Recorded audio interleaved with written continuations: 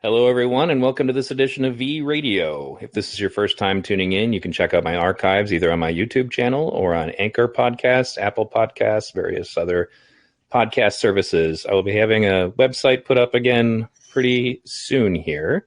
But most of my stuff, as far as my YouTube channel, obviously is going to be a little different because it's not in the podcast format. But I think that you will like my stuff as long as you are interested in having good conversations where you don't necessarily always agree with everything people say. I'm not right. I'm not left. I'm awake.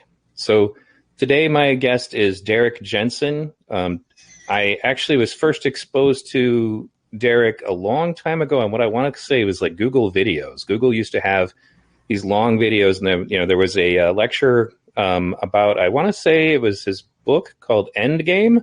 And he made a couple of statements that stuck out of my mind that I've since re-quoted on my podcasts several times over the years since 2008 when I started. And one of them was the concept that it seems as though violence and negative behavior is invisible as long as it is down the perceived social scale.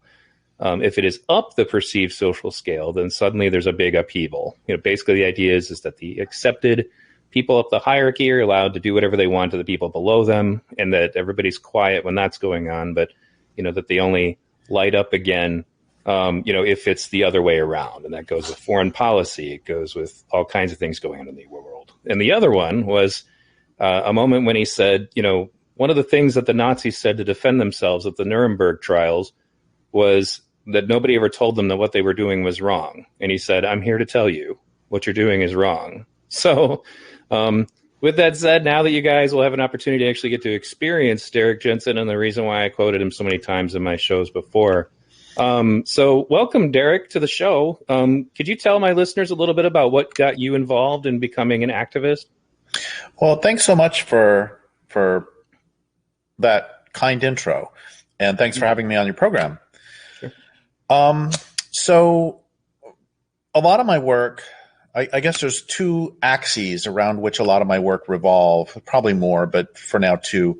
One of them has to do with violence against women and children, and that one really began because my father was extremely violent, and he broke my sister's arm. My brother has epilepsy from blows to the head. He raped my mother, my sister, and me. And as a child, I didn't have this language yet, but the question that was sort of hanging in the air was, if his behavior isn't making him happy, why is he doing it?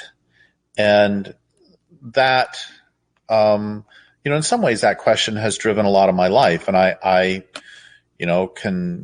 ask that question in a wide variety of circumstances. If to take an easy example, if the behavior of the Nazis wasn't making them happy, why were they doing it? And we can talk about this with, excuse me, whatever atrocities we want. And the same thing is true for a wage economy. That I remember when I was in high school, and then in college, I would go to work every day. I had a summer job during college, and every morning when I would leave for work, the dogs would be lying sleeping in the sun. And then when I would come home, they would be sleeping in the sun. And I'm thinking, are humans really the apex of evolution? It seems like it's probably these dogs here. They're having a nicer time than I am. And I had this habit of asking people, or hobby of asking people if they like their jobs. And about 90% would say no. And the scientists I work with actually did love their jobs. They would call in sick and then they would show up anyway. But a lot of people, I would just, like, if I got on a bus, if I was, just any random place, I would say, do you like your job? And most people would say no. And I started asking myself, what does it mean when the vast majority of people spend the vast majority of their waking hours doing things they don't want to do? And so, I've always been really interested in why we do the things we do. Why was my father acting the way he was? Why does anybody act the way they do? So that's one thing. And then another part of this, and the other axis along which my work revolves, and this is probably the main one, is environmental protection. And that really started I mean, I was, I hung out in the pastures and everywhere when I was a kid, and I fell in love with all that. And then when I was in second grade, so what, 7 or 8 or whatever, there was a subdivision went in next door to where I lived, and all these wonderful meadows were turned into white box houses. And I remember thinking, so where are the meadowlarks going to go? And where are the grasshoppers and the garter snakes and the tiger salamanders and the western toads? Where are they all going to go? And if this keeps happening, they won't have a place to live. So the language I did not have as a child, but that was, again, hanging in the air, was you can't have infinite growth on a finite planet. And that is, central to my work to this day of how do you, it boggles my mind that we can have seemingly sane adults talking about having infinite growth, having perpetual growth. It's just nuts. I mean, the planet is a bounded sphere, and there aren't. We're running out. And right now, I was just looking this up again today. This is in my most recent book, Bright Green Lies. We talk. I wrote it with a couple other people, Max Wilbert and Lear Keith, and we talk at one point about, at this point, the total mass of humans is 10 times the mass of all other land mammals. And just today, somebody was saying to me, well, if you suggest any limits for how big humans can get, then that means you're a eugenicist. Like, well, what? Yeah. So anyway, so that's where Right. that's where a lot of it started. So I guess there's three strains here. One is, my father's violence. And then I also became pretty cynical pretty quickly about the institutions, because in my parents' divorce, there was a lot of trouble with the judge who was a tennis buddy of my father's. So it's like, I learned a bit about, how as some people call it, the just us system. I learned to be a bit cynical about that. The people I was a Seventh-day Adventist as a kid, and the people in the church, for the most part, supported my father. So I learned to have, and I didn't, as the cliche goes, I didn't throw the baby out with the bathwater, in that, my experiences make it so that the entire justice system is ridiculous, and the entire, all churches are completely corrupt. I didn't go that direction, but I did learn a healthy disrespect for institutions. That I love the line. I know I'm sort of rambling, but this is what I do. I love the line by Will Rogers that Will Rogers never met a man he didn't like. And what his son later said is a lot of people misinterpret that to mean that he liked everybody, but that's not true. He said he just liked a great number of people. It's just when he met you, he liked you, and you had to earn the disrespect. Right. I like that. Yeah, I love that. And so I guess with institutions, I never met an institution that I didn't dislike at first then. But Right. an institution can still earn my respect by proving itself to be different. But at first it's like, nah, they got to prove themselves. Which, by the way, I'm going a different direction again, is what Noam Chomsky says should be our attitude toward any authority. That he doesn't take the absurd notion that some anarchists have of all authority is inherently oppressive, but instead he says, and I agree with this, that all authority must pay its way, and the example he gives is that when he was out with a walk with his grandchild, if the grandchild started to walk into a busy highway, he would coercively, he would physically grab the kid, and he's the authority. The kid does not get to walk in the highway, even if the kid really wants to. Right.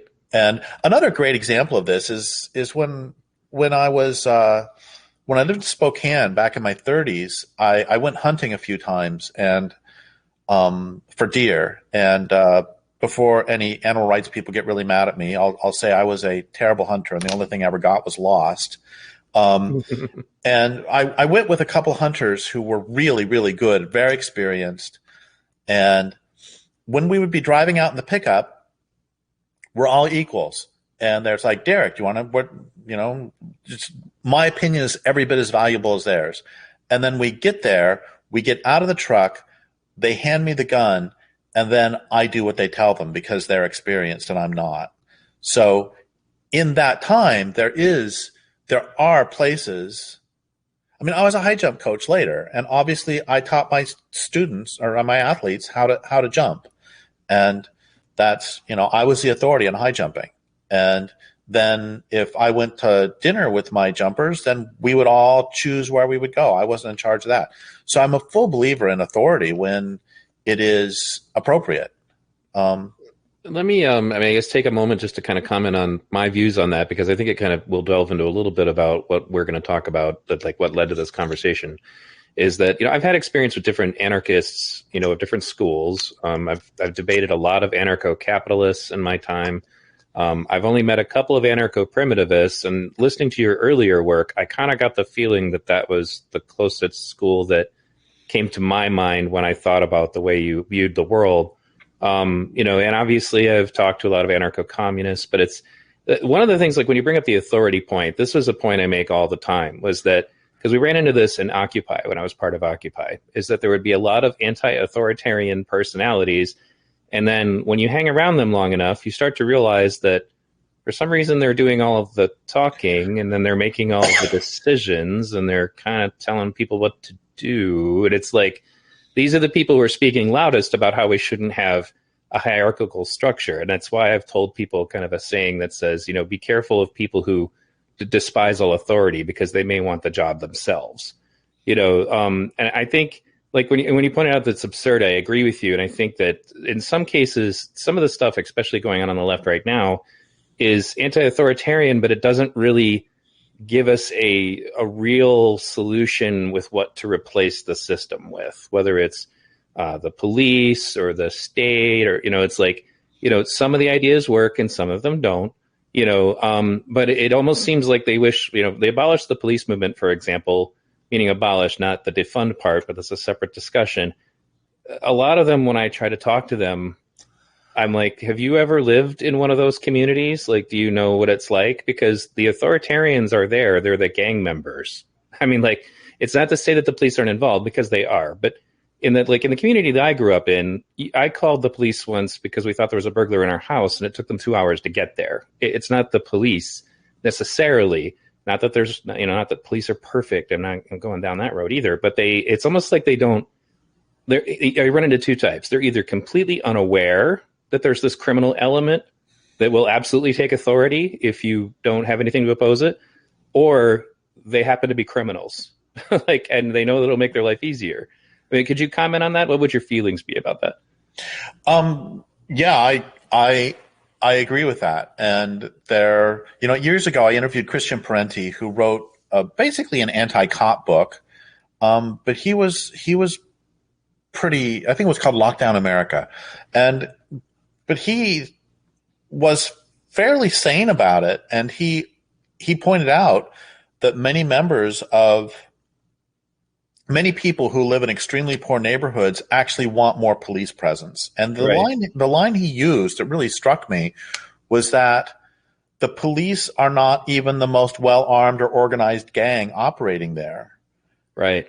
And when I used to teach at Pelican Bay State Prison, which is a supermax. And when I taught there, I mean, I'll just be honest and tell you that most of my students thought that prison abolitionists were completely naive and and what they would say to me, and more than one student who didn't have anything to do with each other. So this is not like two friends told me this, but multiple people from completely different separate yards told me this, that the only way that you can abolish prisons is if you're going to kill a lot of people. Because, honestly, some of my students, first off, some of my students, it should have been their parents in prison instead of them, because they never stood a chance. I had students who were were put out to prostitution by their grandparents when they were 5 years old. Right. And that kid never had a chance. I had one student who was literally homeless on the street with his little brother at 6 years old, by himself, not with a parent. Sure. And, after he killed someone was probably one of the first times in his life he knew where his next meal was coming from. And I had some students that honestly, if you kept them off of heroin or meth, they would be perfectly fine neighbors. They were nice people. Okay, that was some of them. I also had students who, I had one student who had been somebody else carjacked somebody, called up this guy, and this guy, for the fun of it, went over and tortured the guy to death. And that person needs to not be in society. And my students themselves recognize this. The people literally in prison were not prison abolitionists for the most part. Right. And that's exactly, when you talk about the naivete, that's exactly what I run into. And I think part of it is that there's a racial element to it, of course. So they assume that anybody who's Caucasian cannot have ever experienced that life. Where I lived, gunshots in the distance were so common, I just stopped reacting. I didn't even realize that is what had happened to me until I had a friend over who was from a different neighborhood who literally jumped in his seat when an automatic weapon went off in the distance. And I just casually went back to watching TV. My next door neighbor opened up a crack house. There were shootings on it. It's like, so many of these people they've never been there. They don't know what it looks like. And, I followed, I guess if I had to talk a little bit about my philosophy on this, I do eventually believe that we should evolve past the need for these things. I follow the teachings of a man named Jacques Fresco, who was, I guess, it's kind of hard to put it because there isn't really an anarcho system that you could describe it as. I'd say he had a lot in common with anarcho syndicalists, but he felt that we should use science completely holistically without any profit motive and et cetera. But he pointed out, yes, people are definitely a consequence of their environment. There's no question. And you can treat the environmental issues and it will certainly have an impact. But he also said, but you can't just throw a lever and turn off police and put the cart before the horse, because people have to change. You've just raised a fundamental split in there has been for a long time a war, for 2,000 years, a war for the soul of anarchism. Sure. And I wrote a book about this, which got me essentially blacklisted from it caused my long-term publisher to destroy our relationship. Oh boy. Because it made him so mad, I guess. Well, I think it is actually quite a good book. Right. And the battle for the soul of anarchism comes between those who understand that governments primarily help those in power. When I used to do a lot of talks, one of the things I would ask an audience would be, do you believe that governments take better care of corporations than human beings?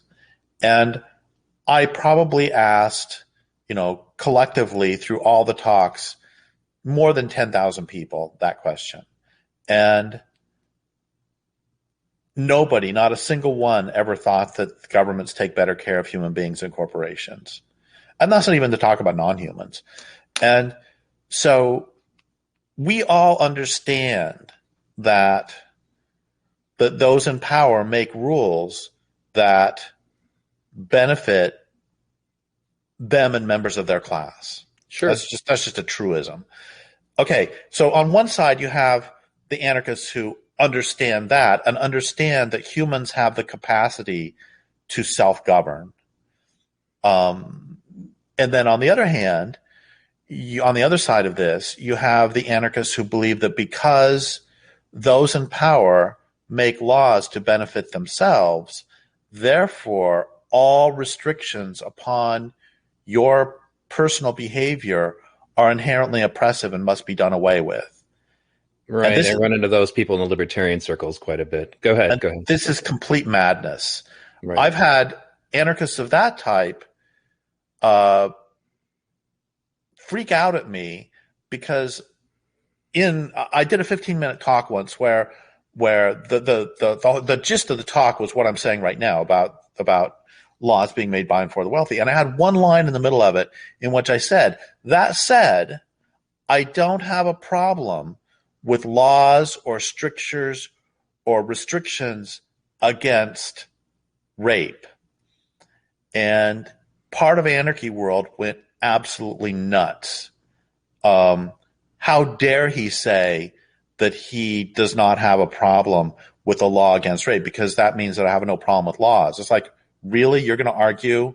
So the sane anarchists basically make the argument that you did, and Craig O'Hara makes this argument beautifully, that for him, anarchism does not mean no laws. It means having society evolve to where those laws are no longer necessary. Right. Absolutely. And that's the part about it that I would agree with too, if it can be achieved, for sure. Yeah. And I think that there's a couple things here. One of them is Ruth Benedict's good culture, bad culture stuff. And Ruth Benedict was an anthropologist who wanted to find out why some cultures people are generally pretty happy. There's a lot of cooperation, not much competition. They're not really warlike, and for the most part, and other cultures people are less happy. There's a lot of competition. What's the difference? Why is it that some cultures are these different ways? And she tried a lot of variables. Is it race? Is it matrilineality? Is it house size? And what she realized is that there is a pretty straightforward rule, which is the cultures that are what she called good or synergistic they have recognized that humans are both selfish and altruistic. And what they have done is destroy the bifurcation, destroy the split between selfishness and altruism by praising behavior that benefits society as a whole and disallowing behavior that benefits the individual at the expense of the group. So, for example, if I go fishing and I catch a bunch of salmon and I now give the salmon to everybody in the community, everybody will praise me for that behavior. But if, on the other hand, I catch a bunch of salmon and I try to sell them, people will get mad at me and will say, wow, he's a jerk. This is how a healthy family works, Right. Nobody in a family, if one of the people says, Junior, will you please pass me the potatoes? And Junior says, that'll cost you $5. I mean, that's not how it works. Sure. And so you extend that to the larger community. And my point is, and then if on the other hand, the culture rewards behavior that benefits the individual at the expense of the group, capitalism, right. Then what you're going to get is behavior that benefits the individual at the expense of the group. So basically, you get what you socially reward in general. And what this has to do, and there's a couple problems with this. One of them is that I think it's this Dunbar is the name. There's Dunbar's number, which is a certain number beyond which you can't have direct democracy or direct decision-making processes. It's about 120 people. When your community gets larger than that, you no longer have everything face-to-face. And so when you have a larger community, you're going to perforce. I mean, if you have a smaller community, I'm sure at some point in your life, your mom gave you the look, right? Sure. And that's all she had to do. I can still remember the first time ever that I pushed a shopping cart. I'm probably 5 years old. I rammed it into my mom's Achilles tendon. Oh. And I'm not on purpose, obviously, but I'm 5 years old. And that happens all the time. Yeah. And she turned to me and she gave me that look. And 55 years later, I still remember that look and still remember, I need to be careful when I push this. So the point is, in a small community, those looks can work. But if you get 1 million people, a look itself is not going to work. And also, when you get larger numbers of people, social, you can't have all the social relations. And so larger number of peoples, it will require other means to socially constrain the bad behavior. And then there's one more thing I was going to say about that. Oh, and the other thing to bring into this, and this is one reason that a lot of anarchists don't have solutions, is we need to talk about Lewis Mumford. And Lewis Mumford was, I think, the most important philosopher of the 20th century, certainly the most important philosopher on technology. And he talked about how technologies how a technology does not emerge from a social vacuum. So the local Indians where I live now, the Tolowa, did not invent refrigerators, but that's not because they were too stupid to invent refrigerators. It's because their society didn't require them. I mean, for one thing, right, when you've got all these salmon stay fresher in the river anyway. So there's actually no need for it. And he argued that certain technologies spring from and lead to democratic social structures, and certain technologies spring from and lead to authoritarian power structures. And a great example, I mean, a simple example is bows and arrows, that anybody can make a bow and arrow. They can make it badly, but nobody can control your access to, a piece of wood and a piece of string or gut or whatever it is you're going to make it out of. And pottery is another example. Nobody can control or basket weaving. Nobody can control your access to reeds. On the other hand, excuse me, mining is an authoritarian technic, is what he called it, technic, because mining is such a terrible way to live that it's one of the first forms of slavery. And then once you've got the stuff mined, you have to have a police system. You have to have a military system to capture the land to put the mine in. You have to have a police system to control the ore and the gold or silver or whatever it is that you eventually smelt out. And a great example is I was getting interviewed many years ago by a dedicated Marxist who believed that it was possible to have a huge and global economic system based on purely voluntary exchanges. And he said you could have a city with purely voluntary exchanges. And I said, great. How do you get around the city?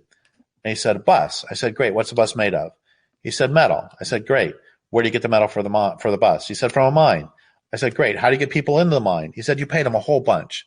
I said, well, I gave him the whole history I just gave you. And then I said, I'll give you that one. But what do you do with the fact that every hard rock mine in the world has polluted groundwater, and if there's a river nearby, it's polluted the river? What do you do with that? He said, well, you pay the people to move. I said, what if they won't move? He said, you pay them more. I said, well, what if they've lived there for 5,000 years, their ancestors are buried there, and they refuse to move? He said, you pay them even more. I said, no, they will not move because they won't leave their ancestors. He said, how many are there? I said, 500. He said, well, the 1 million people in the city vote, and they vote to evict those 500 people so you can have the mine. I said, great. So what you're telling me is that within less than a minute, you have moved from purely voluntary exchanges to democratic empire, land theft from indigenous people, and probably genocide. Also, you can have a bus. And the point is that certain social structures and certain technologies require certain social forms. And this is a problem that the anarchists run into often. Is I saw Bob Black deal with it, and Bob Black, of course, is completely nuts. But Bob Black, he's an anarchist. He argued, and he said he was making a joke, but he never actually did provide a real solution. He said, how do you take care of sewage problems in a city? Well, what you do, he said this, I'm not making this up. He said, because children like to play in filth, you send children into the sewer to clean it. It's like, oh my goodness. So your solution to, okay, A, this is what we call cholera.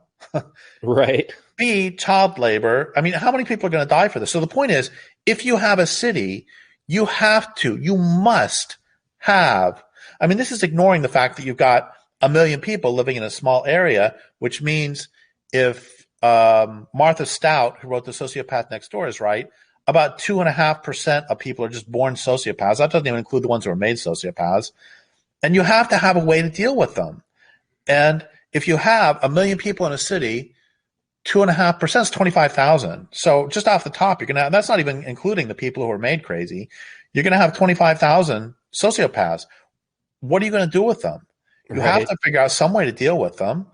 And this is one of the things that kills me. I know I'm going a different direction here, but so many people, I mean, that's the thing, is if you're going to have a culture that lasts, you have to figure out what to do with those people in those circumstances. And a lot of people will say, a lot of American Indians didn't have prisons.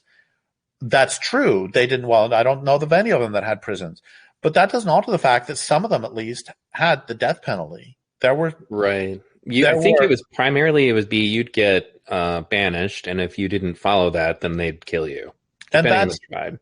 Yeah, and banishment is A, social death, and B, probably personal death, because humans are social creatures, and it's not that you die of loneliness. It's just we're not Wolverines who are equipped to live all on our own. Right.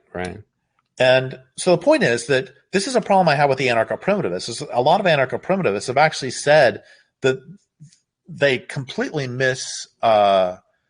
misrepresent a lot of indigenous cultures by saying, oh, they had no social rules whatsoever. And I'm not making this up. This is what they say.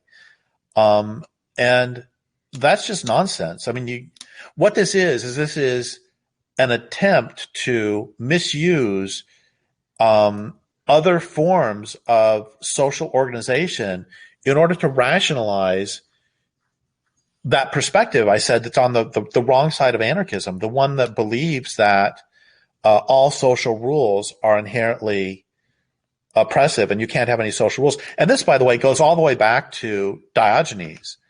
And Diogenes was what many people consider either first or second Western anarchist. And he was an ancient Greek philosopher, and he was famous. He said some absolutely wonderful things. Well, actually, we don't know if he even existed, but the stories are that the stories about him, some of them are really wonderful. Two great stories. One of them is one day he was lying in the sun, and Alexander the Great came up to him supposedly and said, if I could be anybody in this society except myself, I would be you. So I will give you anything you want. What do you want? And Diogenes looked up at him and said, you're standing in the sun. Could you move out of the way? And I just love that. And he also had the understanding that we don't own our possessions as much as our possessions own us. And so the happiest day of his life, he said, was when he saw a dog lapping up water from a stream, because he realized he would no longer have to carry a cup everywhere he went. And this is so true. One reason so many people work is because we have a mortgage, we have a car, we have all these possessions that we end up devoting our lives to. So he's right on that. And one more good one is there was this other Greek philosopher came up to him one day and said, and I think he was washing turnips in a stream, and the other philosopher said to him, if you would learn how to be nice, to sort of suck up to those in power, you wouldn't have to wash turnips. And Diogenes supposedly responded, well, if you would learn to wash turnips, you wouldn't have to suck up to those in power. And so those are just beautiful lines. So that makes him sound really great. But he did a bunch of other things, like he would walk around the market masturbating. And people would say, that's gross. And he would say, no, I wish it was this easy to sate my other hunger by rubbing my belly. And oh, man. And the point, and he would also poop in the amphitheater. He would poop in just in plain sight. In not just in plain sight, but in everybody else's way. And he would and he would beg from people, and then when they would get mad, when they would insult him he would beg from people and then insult them. And at one point, somebody said, do you want to come over for dinner? You don't have any food. He said, sure, I'll come over for dinner. He started peeing on the guy's floor, and the guy said, don't pee on my floor. So he peed on the guy. Whoa. And so the point is, the point he was making with all that is no social rules shall constrain me. Right. That's actually, that plays into what I would point out is that my experience with certain anarchist personalities would lead exactly. me, I'm like, I don't think I'd want you as my neighbor in a stateless society. That's my ex-wife went with a guy that we met at the Libertarian National Party convention, and he, of course, was a big-time anarchist, very anti-police, very anti-authority, and he got her completely wrapped up into that mindset to the point where she didn't feel she should ever call the police, and she went to live with him for a while, and eventually he beat her bloody and forced her to drink his urine. And I'm like, well, yes, of course that person doesn't want any form of authority to exist in the world. Of course they don't want police. Of course they don't want, and I'm like, this is the last person I would want as my neighbor if we were in a stateless society. And I've spoken to some of the nicer ones. It's like Mary Ruwart was an anarcho-capitalist that was one of the big pushers for the nomination in 2008 when I was a libertarian. And she wrote a book that got her in a lot of trouble that kind of detailed, well, children might freely decide to get involved in child pornography. And even though we don't like that, we can't stop them. And, and I remember talking to her for a while because I was a delegate. And I said, with the exception of this stuff, which I'm never going to agree with, you seem like a pleasant enough and peaceful person. But if we were to have an anarchist society tomorrow, I can't be confident that every one of my neighbors is going to be Mary Ruwart. And another one was Christopher Cantwell. He was a big-time anarcho-capitalist at one time, and then he went and became a crazy white nationalist skinhead.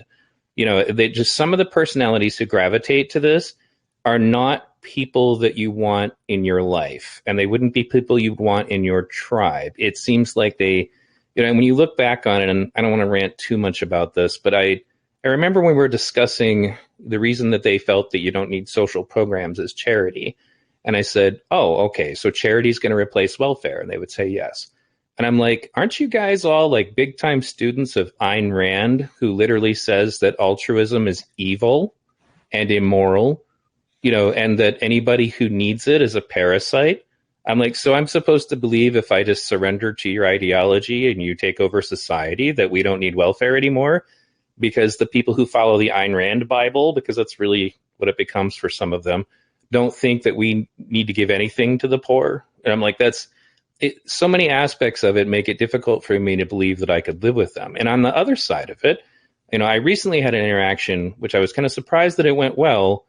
I was expecting to get shredded, but the anarcho-communists, I was on one of their forums, and because a lot of members of Antifa are anarcho-communists, this kind of comes back to what we were discussing earlier, I said, they're like, do you think, one of them just kind of said, do you think we'll ever succeed in what we're doing? And I said, well, I don't think that rioting and burning and destroying other people's property is going to do a lot for people to be confident that we can just simply, all just hunker down and be peaceful and that we don't need the state.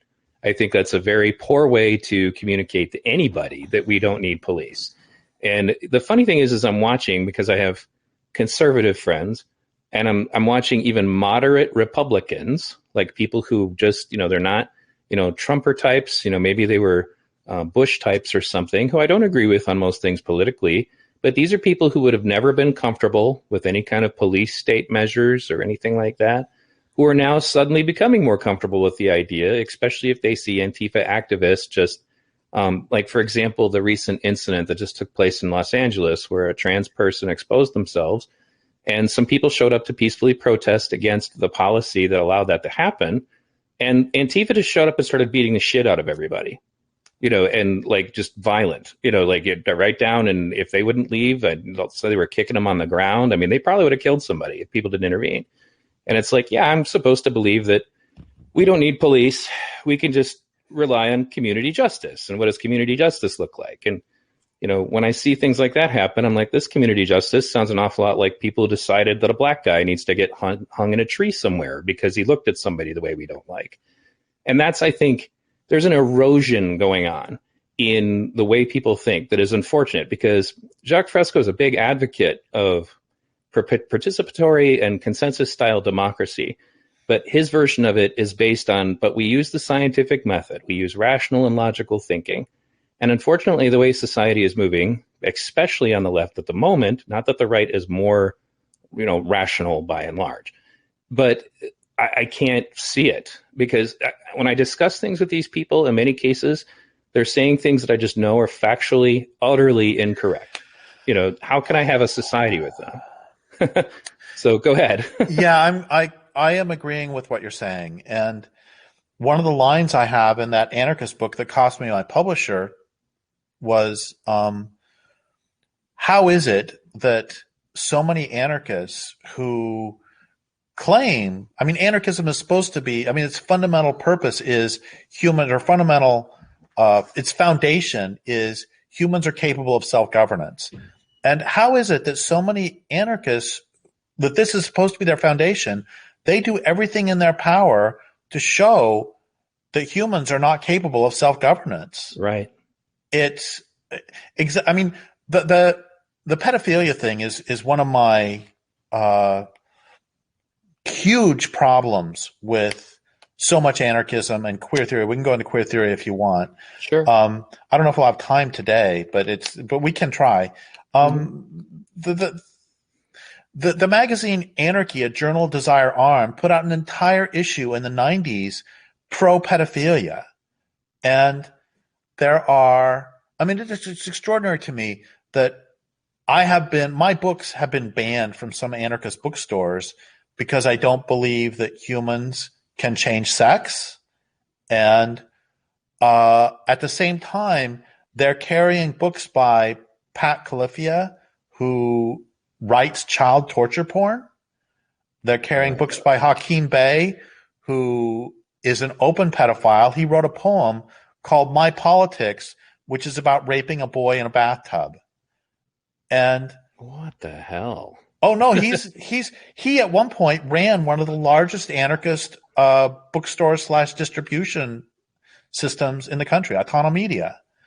And there's this, anybody who tries to raise this issue of, if we have, I mean, the issue, I mean, what it boiled down to in the We Spa thing in LA was there was a woman in a supposed to be sex segregated, right, spa where people are nude in the sex segregated areas. And there were children there, and a man came in who identifies as a woman, and he was up close to children, including. And I mean, when we really get down to it, what this is arguing for is Antifa was beating people up for the right of a male to have his penis exposed, not merely to women, merely in quotes, but to children, and to female children. And is that really the hill that you want to, well, either A, die on, or B, kick somebody in the head on? I mean, is that really the hill that you want to fight for? Well, right. And what kind of message does that send to the rest of everybody else? I mean, that's the thing, is that I've been watching this go on for a while. And in 2008, we were worried that, they were going to turn off the internet and they were going to start rounding us up. And we read the Patriot Act. And I actually did a whole documentary about comparing the riots of 2020 to the January 6th riots. And I said, you guys are all walking straight into domestic terrorism. Everything that you're doing is literally textbook domestic terrorism, according to the government. And just because at this moment you think that you're in charge, don't think that this isn't coming around to bite you in the ass. Because in the Occupy movement, Barack Obama was not kind to us. I was like, I know you guys don't remember this because you weren't around. So the biggest problems I've been having is I don't want to sound like one of those old people talking down to kids. But the truth is that they don't have any sense of history. They don't remember what it was like to be an occupier. In many cases, they weren't old enough, so they don't remember how the politics worked. And I think that in addition to that, there's a war on rational thinking. And that's the part that scares me the most. I don't know if you looked at what happened at all to Brett Weinstein when he was on. Oh, yeah. I interviewed him. Right. And there's a moment that I don't feel gets enough airplay. And if I ever get him on, I want to talk to him about it, because Benjamin Boyce did a documentary about it on his YouTube channel. And unfortunately, it's all in audio. But at one point, he's talking to the students. This is right after the initial confrontation. And they're talking to him because it's just a few of them and they don't have their monster directors behind them telling them to get mean. And he starts making very valid points. He stays calm. He's very rational. And then eventually he starts making some headway. So the people that are witch hunting him kind of figure that out, and they start to try to cause a problem. And at one point, one of the students literally screamed, "You have to stop demanding that people use logic and reason," and then he says, "and white forms of information." And that all kind of clicked into my head back to that flyer that was put on the Smithsonian Museum of African American History that identified rational critical thinking and scientific method as whiteness. And I just that one moment was so pinnacle, and I wish I could play that back 3,000 times on the biggest network or something so that people could understand how bad that is. Because that's, if we don't have the ability to logic and reason, I'm supposed to go into an anarchist community with you. I'm supposed to abolish the police. But, well, how do we determine if somebody's guilty? Well, we don't like them. That's going to be the rule of the day. That was one of the things that got me back into doing journalism. Was I witnessed all the stuff going on around the Kyle Rittenhouse incident. And when I went into studying it, I initially assumed this guy is just some, crazy shooter. And then I spent literally 2 weeks of 8 to 12-hour days, because I'm home and unemployed at the moment, because I'm injured. And I'm like, this kid he just defended himself. I mean, I don't think he was wise. I don't think, that it was a good idea to be there. And people are saying stuff that just didn't happen. Like they say he just shot into the crowd. Now, it's not just important about taking a stand on Rittenhouse himself. It's an issue of, if we just surrendered him to the community justice, they'd have already beat him to death. He'd be gone, even though all he did was protect himself. So do you? Sorry to put you. No. You have it all. So do you? I know you said early on, you're not left, right. Do you sort of? I mean, if you were an Occupy, do you sort of consider yourself lefty? Do you sort of consider yourself righty? No, I would say lefty. Left independent. Okay, so I just want to acknowledge, and I hate the fact that I have to say this, which gets to the core of some of the problems. I want to acknowledge your courage in giving a contrarian view on that shooting, the shootings that took place having to do with Kyle. I want to acknowledge your courage in going against the lefty dogma, because even when the lefty dogma is counterfactual, anybody at this point, I mean, this is one of the reasons that you said when you said you wanted to interview me, one of the things you said is, let's talk about what's going wrong with the left. Right. And this is one of the things that's going wrong with the left, is that even when the left presents a narrative that is counterfactual and you have video proof that it is counterfactual, to go against the lefty narrative is to, at this point, risk receiving multiple death threats. Right. And at the very least, the banishment that we talked about earlier. Okay. So in my book, Culture Make Believe, I was very proud of myself I wrote the book in 2001, 2002, and I really predicted the rise. I didn't call it this, but I laid out the conditions that under which the Tea Party would rise. Sure. And I was, I nailed it. I did such a good job, I thought. And don't worry, I'm not bragging here, because now we're going to go to where I really messed up, which is, if I were to rewrite that book again, the thing I completely missed. So I talked about basically the insane right. And I'm not saying all Tea Party members are insane. I've got some friends who are Tea Party members. Right. But nonetheless, some of their positions, I think, are bad. And we can talk about rationally why they're bad or not. It doesn't matter. That's not the point. The point is, I did not predict the way the left would go insane. I predicted the way the right would go insane, but not the left. I completely missed that. And I don't know if I was just naive or if the left has always lied. I mean, I'm sorry. I don't know if the left lies more now and is less rational and reasonable. And reasonable, I mean, is less reliant upon. Well, if the left, I'm just going to say it, if the left is more abusive and lying now than it used to be, or if I was just naive and it always did and I just didn't know it, because I've been mad at the right for lying, and I've recognized that the right lies ever since I was politically aware at all. In fact, I've said this many times. In 1980, one of the most things I did I was the most ashamed of in my life, but I was 19 and stupid, is I voted for Ronald Reagan. And the reason I voted for Ronald Reagan is because A, he said he was going to balance the budget, and B, the newspaper said balancing the budget's a good thing. So I was like, right. I don't know anything. Yeah, sure, sounds like a great idea. And then if he would have won by one vote, I would kill myself, but he didn't. So then he got in, and he did not balance the budget, and there was no accountability. The press never brought it up again, really. And so this was my introduction to, I said I learned when I was a kid the sort of healthy disrespect for a lot of institutions. But I learned that point, and then I want to give you one back before I forget. So go ahead. Okay. So the healthy disrespect I learned when I was 19 is, politicians lie. Yeah, I know I'm late to that party. But I learned that from the right wing.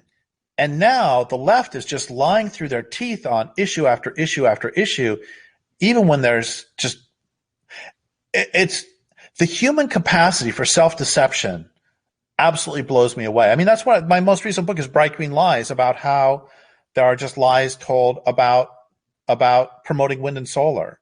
I'm not saying that global warming is a lie. That's not it at all. What I'm saying is that wind and solar don't really help for reasons we can get into or not. I don't care.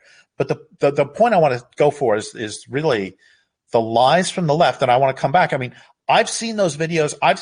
I did like you did. I spent hours watching this because, this guy's just a murderous little thug who's going to – and then I watch it. It's like, holy shit, that guy put his hands up like he's surrendering and then reached down for his gun.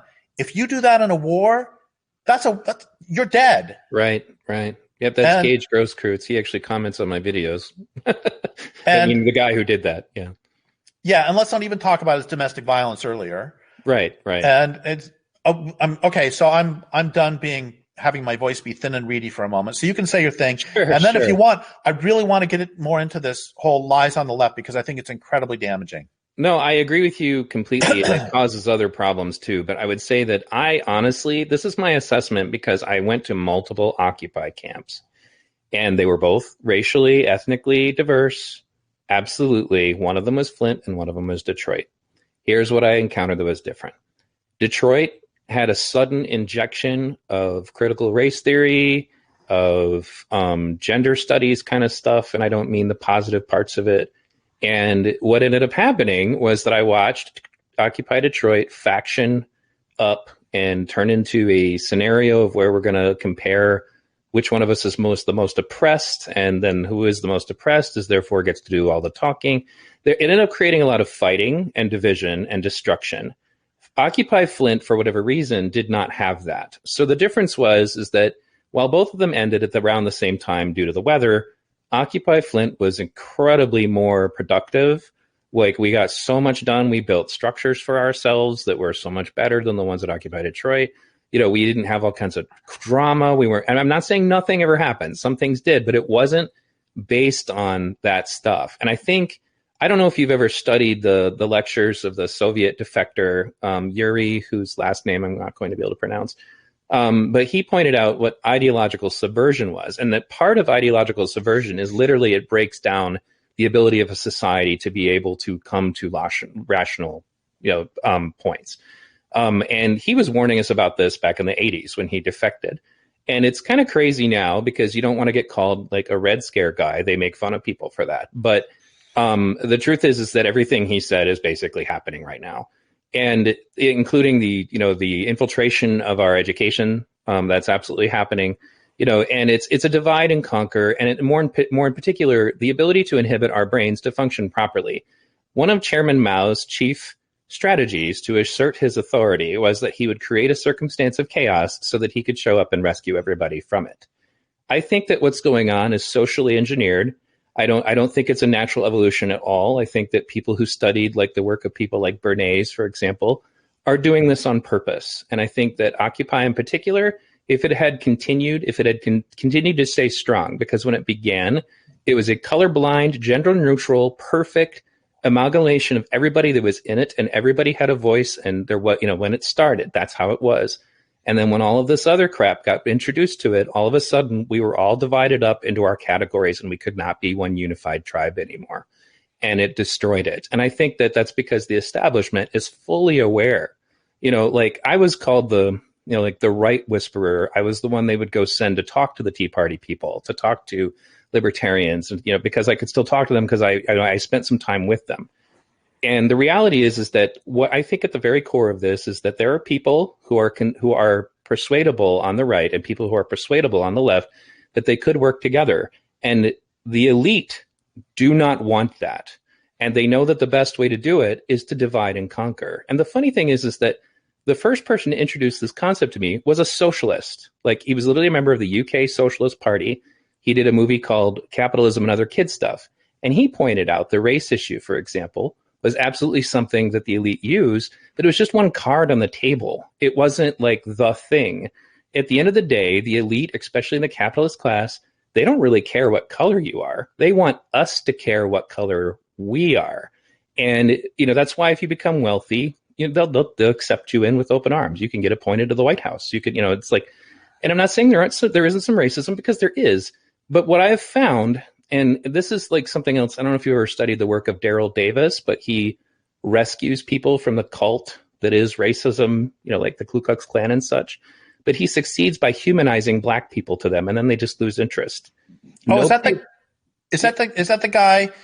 Sorry, is that the guy with the famous incident with he was eating at he was eating at a restaurant, and a bunch of guys came in to confront him, and he was able to diffuse the situation? He might have been. I'm not familiar with that particular story. He was a black piano player in a white neighborhood and ended up befriending a leader of the Ku Klux Klan. And he has since, he has a collection of their robes because he wants to make a museum when he finally gets rid of the Klan. But his answer to dealing with racism is actually very similar to the way Jacques Fresco does it. You have to disarm it like a bomb. You can't walk up and shout slogans in their faces, and because that's literally what causes it. And I think this is another key issue I would share with you that I've observed. There was a Black Lives Matter chapter that was trying to form nearby where I live, and I live in a very small farm town, so the whole thing kind of seems silly to me, because I have friends who, before I moved here, I consulted with black friends who lived here. Is there any racism here? Because I didn't want my kids around it. And he's like, no, don't worry about it. It's not a problem. But regardless, one of the things that went on was I introduced talking about Daryl Davis's strategies, and they didn't want to hear any of it. They said, I don't want to convince people. I want to make people afraid. And I said, do you know anything about the psychology of how this works? Did you realize that it's caused by fear? And they didn't want to hear about it. And that brings me back to what happened to Daryl Davis when he went to Baltimore. Black Lives Matter there. He interacted with them, told them what he did, and they threatened him to never return because they don't want him to. So think about who benefits from us not even being able to positively affect racism.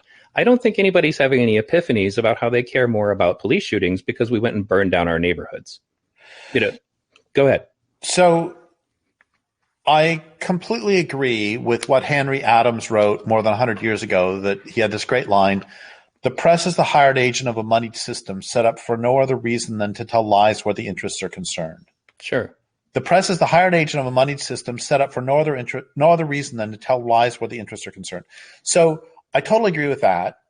And I think that, newspapers lie constantly. And his next line was something like "believe no one and nothing," which I think is really smart advice. And I when I teach writing, I always tell my writing students to take that attitude and to be really happy about it. It's not like go, oh, those damn people. Instead, it's like, nah, prove it. Show me. Let's do the old Missouri line, show me state. So like, yeah, show me. Show me that's true. Show me. I'm not going to believe anything. You show me that racism exists, or you show me that racism doesn't exist, or you show me, give me facts. I don't care what it is. Show me that when you throw a rock off the side of a building, that it falls and hits the ground. I want proof of everything. Anyway, so I believe that. So I believe that, yes, they are manipulating things. But there's another issue that I think is really important, which is, do you know about cluster B personality disorders? No, go ahead. Okay, so cluster B is narcissist, borderline, and sociopath. And one of the problems is that when you encounter someone with these personality disorders, they will destroy everything they touch. Like one of my students, when I taught at the prison, we became friends, and he was a self-described sociopath. Right. And that doesn't alter the fact that, so because he's in prison for life, I set him up with some people to write to. Hey, you can write to this person because their lives are empty, So he's writing to these various people. And what I found really pretty quickly was that all of us ended up in arguments with each other. And right. Oh, I'm going to back up. So I got a friend who's a PhD in psychology, and she did her part of her internship or whatever it is you do when you're, getting a PhD. You have to do some practicum or something. Sure. Anyway, she did that at this place that was a care home for high functioning, developmentally disabled psychotics. So they're psychotic, and they are also, basically she said they could tie their shoes, and that's about it. So they would go out into the world during the day and work, and then they would come back. They might work at, I don't know, McDonald's or something. I don't know what they would do. Anyway, they would come back and they would stay there. And this was a place where they would be taken care of in the evening. And the point is, she said that the psychotics had this tremendous capacity to know precisely what to say when, say, a nurse and doctor would walk into the room at the same time. The patient would know precisely what to say so that when the nurse and doctor left the room, they were arguing with each other. And the reason it's important that they're severely developmentally disabled is that these were people who are barely capable of tying their shoes, and they still knew what to say to. So it was not a cognitive thing. It was almost an instinctual thing where they know their personality disorder knows what to say in order to create dissonance, to create problems. Right. I've encountered that. That's a very real thing. I think large part of it is created as a survival response because in many cases they had to manipulate their own parents to survive. Completely agree with you. I would say that's probably what happened to my ex-wife because her mother literally locked her in a closet at one point rather than getting a babysitter. So the problem is that unfortunately because they get normalized to that, they can eventually just kind of think, well, this is how people are, and then they're not repentant. That's where it becomes dangerous because they have no interest in changing. They just think, well, I'm just doing what's good for me. And that's actually an interesting point that I was thinking about earlier about Ayn Rand. She had a big crush on a serial killer. Most people don't talk about this, and her whole point about him was that he just didn't care about anybody else, saw no value in anybody else. Those kinds of personalities are extremely dangerous. And I'd say that any philosophy that evolves out of a person who thinks that a man like that is excellent, like that guy literally murdered a girl and what did he do? And then he ransomed the girl to her father and had killed her already and then tied her into the car to make her look like she was still alive and then tossed her body out of the car after he got his money. This is the personality, that was at the core of her thinking of that's the Superman. That's the perfect person. But I know we want to talk about lies on the left, and I don't have much time, at least in this session. I hope that you'll come back on because I think. Oh yeah, I'd love to. We only have. I literally have to go in 3 minutes. Right. But I wanted to finish my point about the. Oh yeah, but by all means, please go ahead and do that, and then we'll cut it for today. Which is this is a terrible thing to end on. We'll do one more quick question. Sure. I don't want to end it by talking about how narcissists destroy everything, but the problem is that a lot of these strongly anti-authoritarian movements, yes, there is you get a lot of really good people in these anti-authoritarian movements who are honestly against unfair use of authority. But the problem is that they also attract people. It's like you said, there are the naive and the criminals. So I'm going to just put this. A lot of these movements end up attracting a lot of cluster Bs. And part of the problem is that cluster Bs destroy everything they touch. So if you have a sociopath in a group, that sociopath will destroy your group. If you have a narcissist, somebody who's really strong narcissist, not just a little bit narcissistic, but really strong narcissist in your group, that narcissist will make the entire group about them and will destroy it. And and one of the things that's happened is that a lot of the modern, and I'd love to explore these in greater depth, a lot of the sort of modern left ideology has weaponized a lot of this personality disorder. and has made it so so they rise to the top. I mean, this is we can argue. I mean, it's not even an argument that in capitalism the sociopaths rise to the top because they're the ones who are ruthless enough to become president, to become CEO. I mean, it's no surprise and no secret that a lot of CEOs and high-level politicians are sociopaths are overrepresented in that group. And it's the same with a lot of this cluster B stuff, that they're overrepresented in some of these and I don't know the sort of hard right movement as well to know if those are also filled with sociopaths and no, absolutely. narcissists. Those like libertarian types I was talking about. Yeah, definitely. No, they and because of the fact that Ayn Rand basically encourages the behavior, like that she literally gives them a permission. Bingo. Okay. This is sorry to get so excited. Sure. Go ahead. This is something that okay. I was listening to this one attorney. It's a civil rights attorney who said that he had done a study of KKK violence, right? And he said the violence emerged not from the percentage of rank and file KKK members who were sociopaths, which he said remained relatively constant over the decades. Whatever percentage it is who end up joining the KKK, it's the same in 1937 as it is in 1967. But he said the difference, the thing that would lead to more violence, was whether that violence was socially reinforced through the KKK structure and through the response by the police. So the point being that if somebody does some KKK violence and the police come down on it hard, the KKK would do less violence. But if the police were participating in it or were looking the other way, well, let's do it again.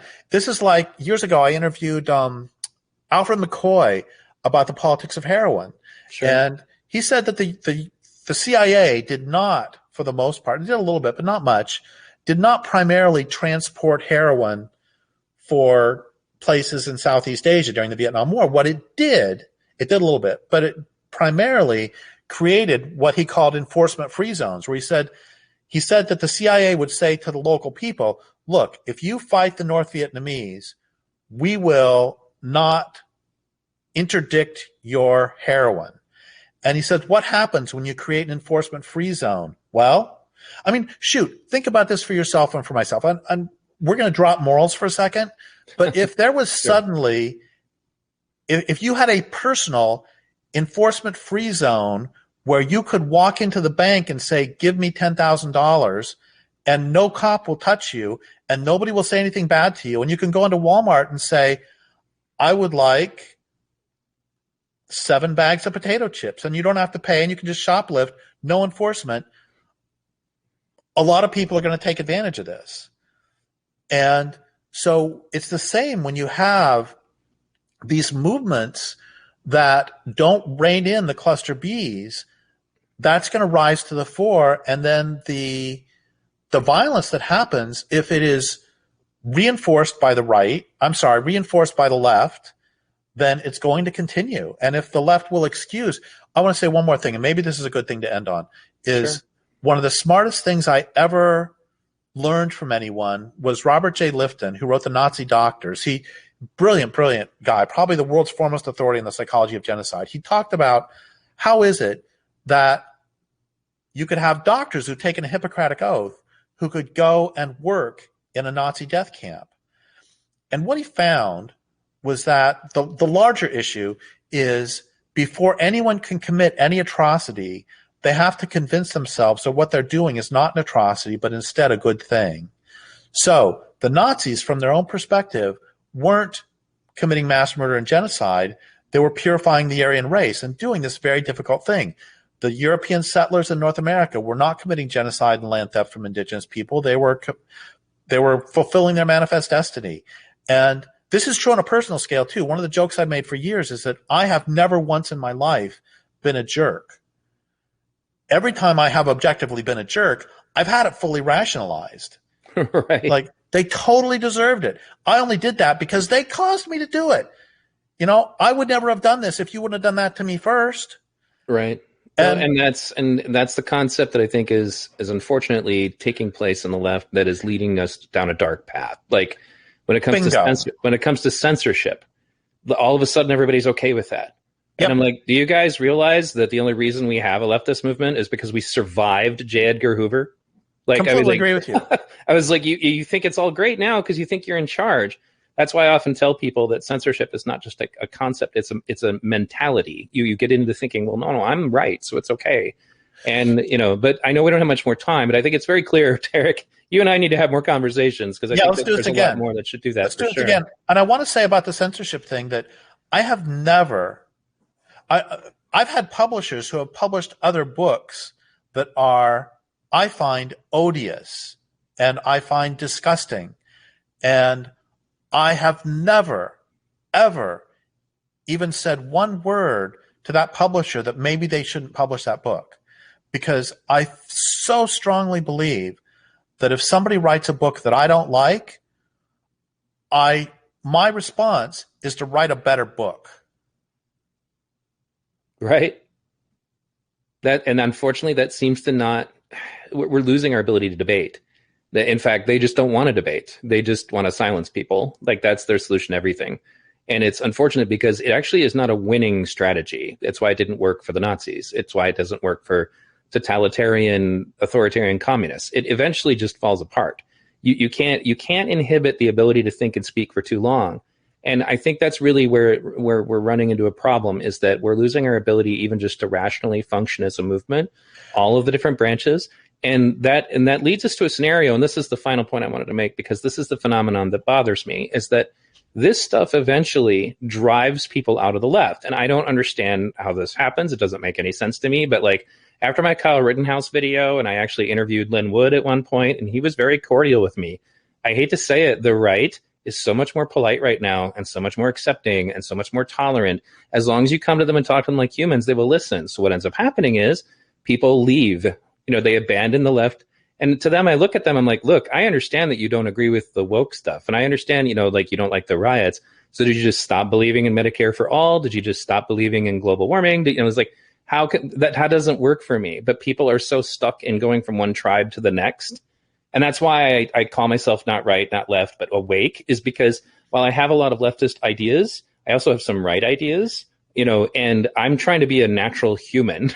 And I think that our weird, and this is the thing, I promise I'll end with this, and you can say one more thing and we'll be done. Have you ever noticed that our politics are packaged? We are told, for example, that if you are on the right, then you have to be pro-gun, anti-welfare, like there's this big long list. Then if you're on the left, then you have to be this. So, for example, I'm pro-gun rights, but I'm also pro-welfare. So where do I fit? I don't. And that's where you end up with these absurd situations like where a lifelong independent socialist like Bernie Sanders has to run as a Democrat, even though initially he was pro-gun rights, because you have to be if you're going to elect it in Vermont, and he was pro all these other things. I don't think that's a natural way of being. And the listeners, if you guys want to check it out later, I did a whole video bit about how the founding fathers actually despised political parties and didn't want us to have them. But I don't think that anybody should have to be held into these definitions. When I say left-leaning independent to you, I use that as a kind of an overview of this. Kind of gives you a little bit of an idea where I'm at, but I will not be held to it as a straitjacket. And that's where I think we come into problems. We can't compromise with them at anything. I completely agree with you. And I mean, one example that a lot of lefties hate me for is I think that there are things that you can do, that one can do, that cause one to forfeit the right to live. And right. So I have no problem with Ted Bundy getting killed. Or right.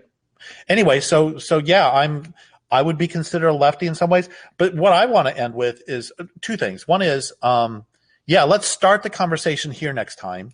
Sure. And two, I know so many lefties former lefties, I guess, who now the most common thing I hear them say is, I am politically homeless. Right. And one more thing, which is, I don't normally read reviews of my work, but there was a review that somebody wrote back in, 2003, 4, 5, somewhere in there, that made me so happy. It was one of the best things anybody's ever said about my work, which is, at some point in his career, everyone is going to hate Derrick Jensen because he refuses to adhere to an ideological line, but instead follows his thinking wherever it takes him. Right. And that makes me so happy. And that's what the I kind think of comments everybody I should get be. too. So that's good. I Yeah, think it's we great. found a couple of kindred souls. We need to start our own little support group. Hey, we should start our own political party, and then anybody who disagrees, we can kick them out. Right. So thank you very much, Derrick. This is a good place to stop, and I look forward to talking to you. I will immediately, get in contact with your people, and let's get this started. And I'd kind of like to do it as soon as you can, so that we can kind of keep this fresh in our mind. And we'll go from there. Does that sound good? That sounds great, except that I'm 60 years old, so it will no longer be fresh in my mind after 2 days. Maybe we'll just have you listen to it again. Yeah, there we go. But Okay. all right, thank you very much. And one more thing before you leave, can you tell people where they can check out your books? Oh, sure. Libraries, and then also they want those ancient old things with actual paper. And also DerrickJensen.org, DerrickJensen.org. All right. I will do me a favor and PM me that, and I'll throw it in the description so people can easily find it, and then we'll take it from there. Okay, you do me a favor and send me an email, and I will then do that. Absolutely. Absolutely. Thank you again, Mr. Jensen. Have a good day. Thanks. Have a great day. Bye. No problem. Yep.